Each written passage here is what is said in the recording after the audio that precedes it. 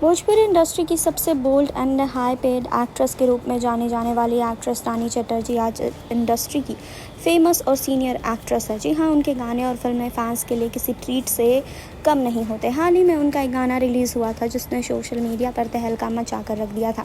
गाने का नाम है मस्त रहो मस्ती में आग लगे बस्ती में। बता दें कि ये गाना रानी की अपकमिंग फिल्म श्रीमान श्रीमती का है, जिसे बस एक दिन पहले ही रिलीज़ किया गया है बी फॉर यू म्यूज़िक पर। जी हाँ, आपको बता दें कि बी फॉर यू भोजपुरी के ऑफिशियल यूट्यूब चैनल पर इसे रिलीज़ कर दिया गया है। बात करें फिल्म की तो श्रीमान श्रीमती के निर्देशक अजय झा हैं। अजय झा खुद भी इस फिल्म में नज़र आने वाले हैं। ये एक कॉमेडी ड्रामा फिल्म होगी जिसमें रानी चटर्जी एक घरेलू महिला के किरदार में दिखाई देंगी। मस्त रहो मस्ती में आग लगे बस्ती के बोल लिखे हैं कुंदन प्रीत और फरेंद्र राव ने। आपको बता दें कि गाने का म्यूज़िक आशीष वर्मा ने दिया है, वहीं गाने में आवाज़ खुशबू तिवारी की है।